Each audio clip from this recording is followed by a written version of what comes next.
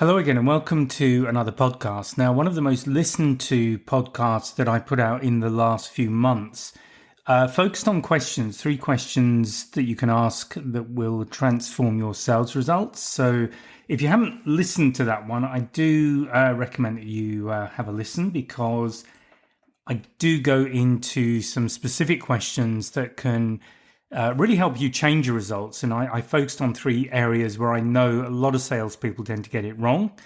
And the thing about questioning is one of the most powerful tools you have at your fingertips, as it were, as a salesperson, whether you're a career salesperson, if you're doing it because you run your own business and you're maybe having to do it temporarily.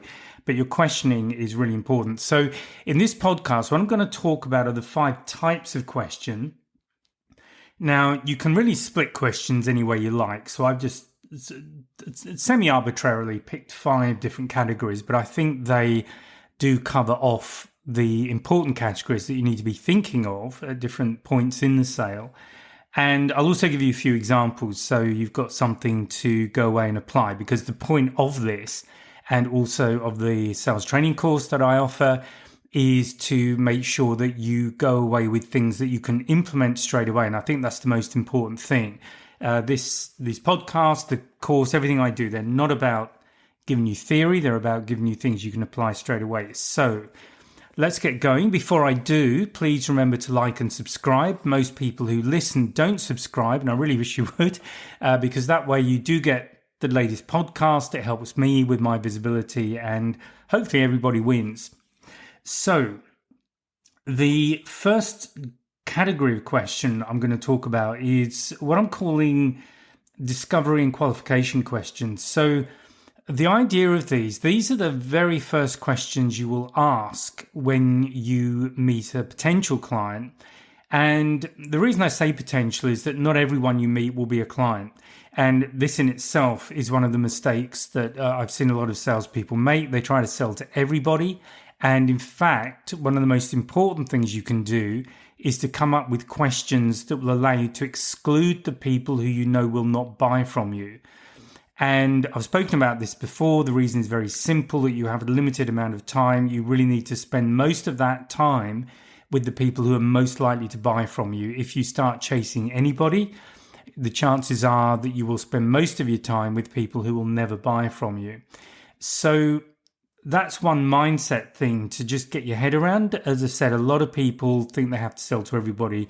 You do not. You need to know who your ideal client is. I've spoken about that before. There's detailed stuff in the course, but you need to know those people. So the idea behind discovery and qualification questions is really to help you decide how good a fit this prospect is for what you're selling. And obviously what you want to do is get a really good fit with the people that you spend your time with.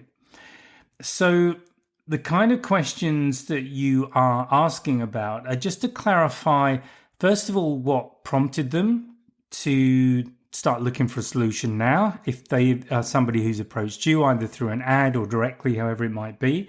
So it might be a question like, what prompted you to look into this right now?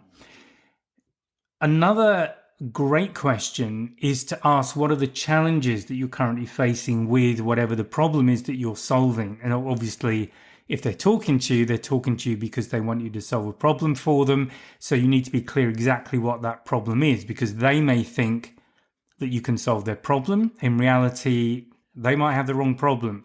And this is something, again, you need to get very clear on. What you do as a salesperson is you become a problem solver. So you really need to get very clear on that. Another great one is to find out how they're currently finding a solution for whatever the problem is. So they may already have something, or they may have nothing. So a good question to ask is, how are you currently handling this, or how are you currently solving this problem? Now, another great question is to ask, what would solving this problem mean for you or your organization or whatever it is? But what you're doing there is not only are you trying to get a good handle on the details of the problem they're trying to solve, but also what the outcome is that they're looking for. So again, they're not coming to you because they want your product, your solution, usually. They're coming to you because they want an outcome. Other great ones are just to find out who else is involved in the decision-making process. You really need to be clear on that. You need to understand timelines. So when do they need the solution implemented? And also budget. So don't be afraid to ask about budget. What kind of budget do you have aside? They'll either tell you or they won't. If they don't, you need to get that budget question in there. You need to get them aware of the ballpark of your solution as quickly as you can, because if they don't have the budget, most of the time you probably don't want to work with them. Now, it may well be that budget will become available later, so this might be more of a planning discussion, and that's fine. But you need to get very clear about where they are in the sales process. So that's the discovery, the qualification side. And I would recommend that you put together a short list of questions, maybe 5 or 6, along the lines that I've just given you, that apply to whatever it is that you're selling. And you really want to be you really want to identify how close a fit are they, how close are they to your ideal client, and also have 1 or 2 questions in there that are designed to get rid of them if they are not a good fit. So remember, you need to be qualifying people out as much as you need to be qualifying people in. Okay, so the next category is simply understanding the pain. So it's getting clear on the need. So we could think of it as the exploration of the need. And the point of this is to start getting deeper into what their problem is and also how urgent the problem is. So the kind of questions that you can use here, and again, it's about finding the questions that are appropriate for what you do and what you feel comfortable with asking. Now, you do need to ask questions. So if you're not comfortable asking any, you've got a serious problem. So you do need to ask them, but find questions that fit you, your personality, that you're comfortable with. Remember, this is conversation. This is not closing. You're not trying to close a deal. You're having a conversation with these people. So just some examples. How does this problem affect you day to day? What's the day-to-day impact of this problem? What happens if the issue isn't resolved, if the problem isn't solved? What's been stopping you from finding a solution up until now? And what does a successful solution look like, or how do you measure success? The more specific you can get on that question, the better. So it's really good if you're talking about being clear on what the successful solution is, get as specific as you can, because that gives you very clear boxes to tick, if you like. Yep, we can do this. Yes, we can do this. Yes, we can do this. So there you go. Okay, the next thing is to look at how you tailor your solution to their needs. This is about, we can call it solution alignment, but it's about getting clear on what they are looking for. So it's kind of building on what we did in the last category. And it's about getting as clear as you can about what a solution looks like to them, because it's always possible to have misunderstandings, miscommunications, and this is where you get into objections and losing sales, because somewhere along the way you didn't ask the right questions. So the kind of questions to ask here: what would the ideal solution look like? What features of the solution are most important to you? This is, again, important because you really want to have a top 3 or 4, if there are that many. They need to rank them. What are the top 3 or 4 aspects, features, specific boxes to tick from the solution? Because you need to know whether or not you can tick them. If they have, let's say, 7 specific features that they need, or 7 specific aspects to the solution that they need, and you can only do 3 of them, well, where do those 3 sit in the 7? Are they the top 3? Are they the bottom 3? Obviously, that will have a different impact on how likely you are to be able to close an order and provide a good solution. Again, we're about providing good solutions. This is about win-win selling. This is not about making a quick buck and running, because that will always backfire on you, so don't do that. If there is a change, or if you're offering a different solution, you can ask them what their concerns are about making a change, moving to something different. Maybe you're a new supplier for them. Maybe it's a new way of working for them. Whatever it is, what are the concerns they have? Because again, in there you might find particular aspects, smaller aspects of your solution that perhaps you wouldn't normally think about yourself, but they can actually be quite key in just swinging the deal your way. So get clear about their concerns and make sure you can meet them. And have they looked at other solutions? And if they have, what did they like or dislike? Now, a really good trick here, if they're looking at other solutions, ask them what they like about those solutions. And sometimes, not always, but sometimes they'll start telling you what's wrong with them. If they don't tell you what they dislike about them, then I would recommend that you ask the question, was there anything about this solution that you didn't like, that didn't meet your requirements? Because you're getting clear about what the turnoffs are, where the sort of red lights are for them that will stop the sale. Okay, the next thing is more when we're getting into the closing side. But again, I recommend that you treat this conversation, all of these questions, as just conversation. These are not hard closes. What you're doing is you're just having a conversation with them about their requirement, what they need, and where they are in the process, all that kind of thing. So it's simply a conversation. And this group of questions allow you to get clearer on their decision-making process, their next steps. Maybe there need to be other people involved, and that is really important to know because you don't want to be just spending all of your time with one person who it turns out isn't actually the decision maker and maybe has no authority to go ahead and complete the purchase. So it's absolutely vital that you are clear on who those people are. So to get clear on the decision-making process and next steps, kind of questions to ask here are, what would need to happen for you to move forward with us? What do we need to do? So it might be a demonstration, it might be a proposal, it might be a loan of something, it might be a trial period on a solution. But what are the things they're looking for? What do they need to see in order to feel comfortable to move forward? Another good one is, how do you typically make decisions like this? So that's quite nice. Because how do you typically make decisions like this? Well, that's more of a generalized question. You're stepping back from the specific sale, but you're getting really it's a step back to understand the decision-making process. But you're not particularly tying down to this sale. You can always qualify that afterwards. And does this apply to this particular sale? Are there any differences I need to be aware of? Anybody else I need to be in contact with? All of these kind of questions. Some people, and this is where I talk about DISC in the sales program, and I'm not going to do that here, but you will find that there are certain people who want to get it done. They just want to make a decision straight away and move on.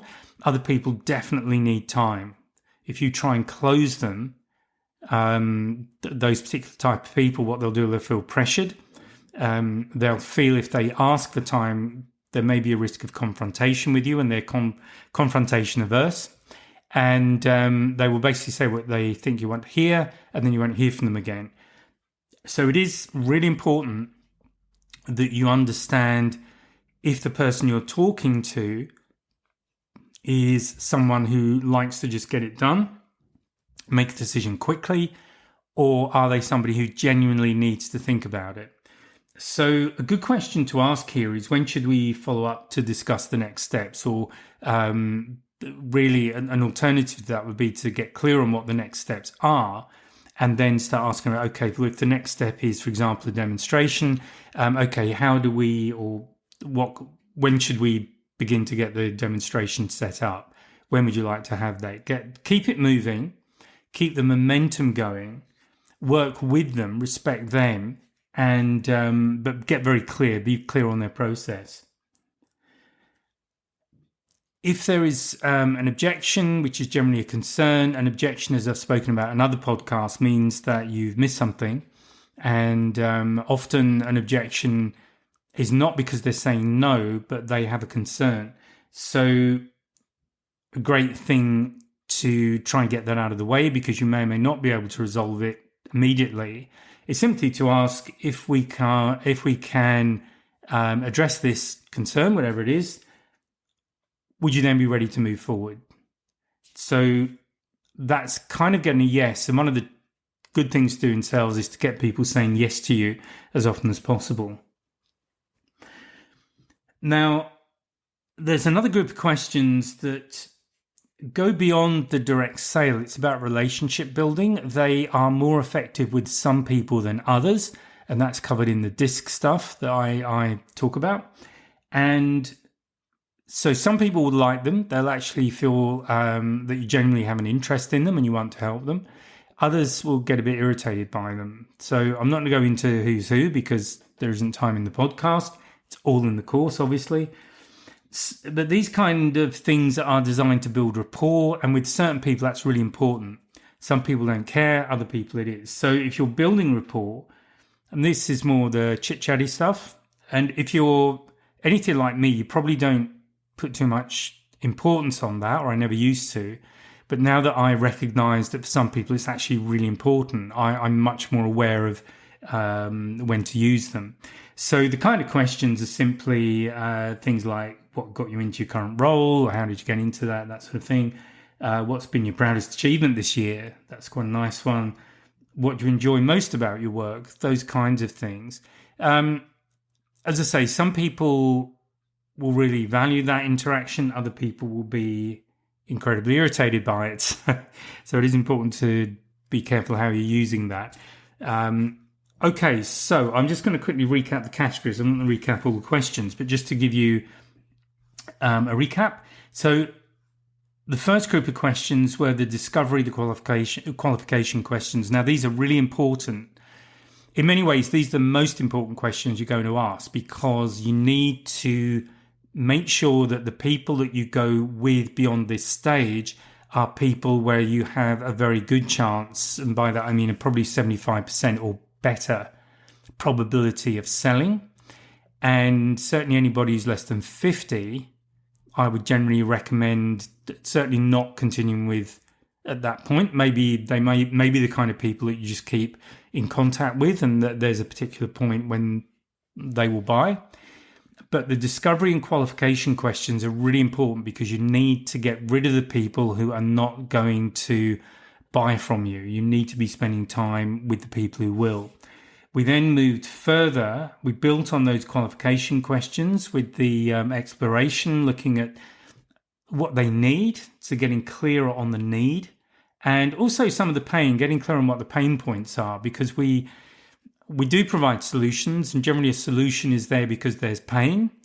And these questions are designed to get very clear on what the pain points are for the client. And again, the good thing about understanding pain points is that you can use them later in the process when you're closing. The third category was really to get clear on the solution. So these are much more solution alignment is a phrase, but it's about getting really specific as you can on what that solution looks like. And again, getting clear on likes and dislikes from other solutions that they might be looking at. Then the fourth category was getting clear on the decision-making process and what the next steps are. It's really important to keep the process moving. So you need to know what the next steps are. And then finally, the fifth group are the relationship building questions. Now, I believe it's very important to build good relationships with clients. However, you do need to understand the best way to do that. And that, again, I would go back to DISC, and there are certain ways of identifying the type of client you're dealing with. And once you know that, you know whether or not the relationship, or you know how important the relationship stuff is. Okay, so that is this podcast, and I hope there's some useful things in there that you can take away and apply straight away. As I say, please remember to like and subscribe. Please take a look at the course. There's a link in the description, and there's also a free webinar you can do, which I have access to from my website, which is www.salescraft.training. And that webinar takes you through in a bit more detail, just some things you can apply straight away. Okay, I hope you've enjoyed that. I'll speak to you on the next podcast. Bye for now. If you found this podcast useful and hopefully it's got you thinking, please sign up to my mailing list. There's a link in the description where you can just sign up and I'll keep you informed of what's going on. There's also a link to a free 1-hour webinar. It's an on-demand webinar and I'll take you through 3 things you can do right now to improve your sales confidence, and that includes handling objections and closing the sale. So please check out the links and please join the mailing list, and I'll speak to you next time.